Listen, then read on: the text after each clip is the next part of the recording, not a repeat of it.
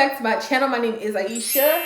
So today I have a story time for you all about my mother going to prison when I was like, I believe 13, 14. Y'all, I really don't remember because I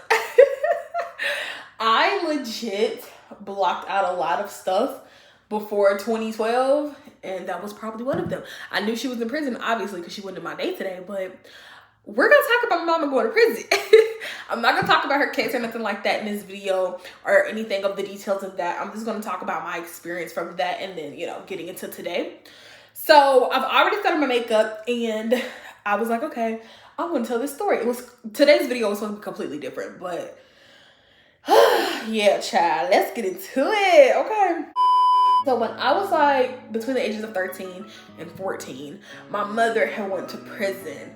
I may have been 13 because my little brother and I are 3 years apart, and she said that she went to prison when he was 10 and she was there until he was 18. So yeah, I think I was like 13 when she went to prison. And it was really traumatic. My grandmother had got a call from my mama and she was like, I'm in prison. And my grandmama was like, what? Stone, stunned, however you want to say it. Like, she was definitely shocked that my mama just called and said that. And I, at 13, was like, well, okay, what does this mean? How long do you have? And my grandmother took it as, you're gonna be in there forever, right? And that's not what it was. She was only in there for 8 years. For her being in prison for me for like 7 years of my life when I most needed her, it was rough. So the first year of her being locked up, I lashed out. I definitely wasn't playing with nobody. I was definitely being unruly. I was being mean to kids. I was fighting. Like, that first year was a learning curve for the both of us, okay? Because my little brother, he was failing in school. And mind y'all, my little brother was definitely coddled, okay? That boy, we just stopped coddling him when he was like 19, okay? So for us, me and my little brother, because we do have an older brother, but he was 18, 19 years old at that time, right? So me and my little brother were kind of like trying to figure it all out. We were trying to figure out, okay, so what is our next steps in life? Like, our mama, our mother is in jail. And for me, I fought, like I said, I was fighting everybody. I was fighting bus drivers. I was fighting kids at school. I was fighting neighborhood kids. I was fighting. I was going off. I was being very disrespectful to people because it was like I didn't know how to completely handle those feelings. You're 13. You're not supposed to be sitting here trying to worry about grown folks' business and grown folks' problems, but I had to worry about it because my mama was locked up. They won't let her out. Obviously, we did the phone calls. We did the postcards. Like, we did all of that.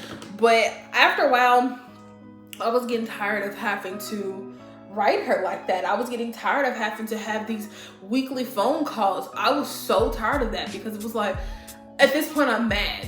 You left me. That's how I felt, right? You left me. How dare you leave me? And instead of acting out with her, because I get on the phone, oh my God, mama, oh my God, I miss you, you know what I'm saying? I did that for 8 years, but in the beginning, that first year, nope. I was cussing everybody out. Everybody was getting Aisha, everybody. So that was my 8th grade year. So 8th grade year was really rough for me. I got into the 9th grade and that's when all the bullshit started. I lost my vision when I was going into sophomore year.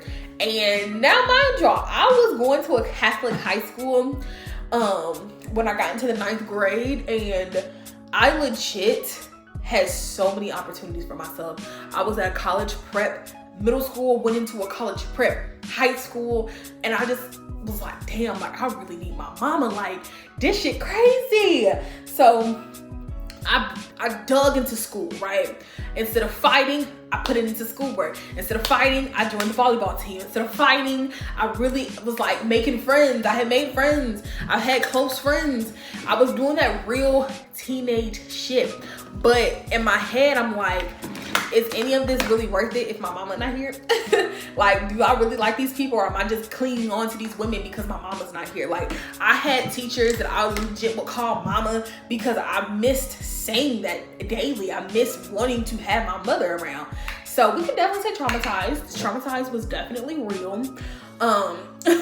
When I lost my vision when I was 16, we just gonna jump the story here. When I lost my vision when I was 16, I felt like that's when depression and anxiety really started to kick in, because I just felt so lost. I felt so fucking abandoned, and I didn't think that nobody around me could understand what I was going through unless you went through it. So I cleaned to teachers, like I said. And once I got to the blind school after I lost my vision, I realized you ain't got nobody but yourself. Now, yes, I did have my grandmother. I had my brothers, but you need your mom. You know what I'm saying? Especially at that tender age of 16, you need your mom. And I had so much resentment built up from her, and I had so much anger inside, because y'all understand it. You know what I'm saying? So her going to prison, and then her birthday being on Halloween, every Halloween for 8 damn Halloweens, I was like, I don't fuck with this holiday. I don't like this holiday. I don't want this time of year. I hated fall because of that, right? So much in my life, I just had so much anger behind it. So then I started trying to date, you know, teenage stuff. Now, one thing I didn't do, I wasn't out here having sex with everybody. I wasn't out here doing things like that. I wasn't out here doing drugs or nothing like that. However, I definitely entertained boys. I definitely was on the phone with people I shouldn't have been on the phone with in the middle of the night. Like, I was on all that. I became very sneaky. And I tell myself, I was like, well, girl, if your mom was out, you would not be doing this. But I had people at school telling me, you know, you ain't got a mom. You lying. Y'all lying. Your grandmama really is your mama. Y'all just don't know. And I'm like, what the fuck are y'all talking about? Kids are so rude and ruthless. But once kids got to know me, they knew you can't say nothing about Aisha's mama, even if I don't know her. Don't say shit about Aisha's mama, because she will go the fuck off on you. And I've shown that many of times. So when I got to the blind school, I opened up to so many teachers. I opened up to my O&M teacher. I opened up to the therapist there, or the psychiatrist there. I opened up to anyone that would listen to my story, anyone to hear my pain, right? Because why would I not? Like, the opportunity is sitting here in front of me. Open up, speak. So once I got to the blind school, once I got to the blind school, I was speaking. People heard what I was saying. People wanted to hear my story. So I told them. And with me speaking definitely opened up opportunities for me. I was able to meet what's his name? Mike Pence. I was able to meet him. I was able to do so much because I stopped being angry. I let the anger go. But when I seen my mama for the first time after 8 years, I was even more pissed, because it's like, girl, I'm 21 now. You know what I'm saying? Like, I love my mom. I really do. But sometimes me and my brothers talk, and I feel like we're all still kind of holding that against her. And yeah, some may say, get over it. She's home now. Y'all have her here. You know, soak it up. But that inner child is real. Childhood trauma is real. Childhood trauma is real, and it's not so easy. I say we definitely have some kinks to work out with our mom, but having a parent to go to prison literally in your adolescence and then come home right when you're grown as hell, it's a shock to your life. It really is. I can honestly say, if you have a parent that gets locked up, the only thing you can do, depending on what they went to jail for, and depending on what kind of relationship y'all had before jail or before prison, the only thing you can do is build from there. And I love my mom. I do. I ain't gonna sit up here and be like, oh, fuck her, because I'm not gonna say that.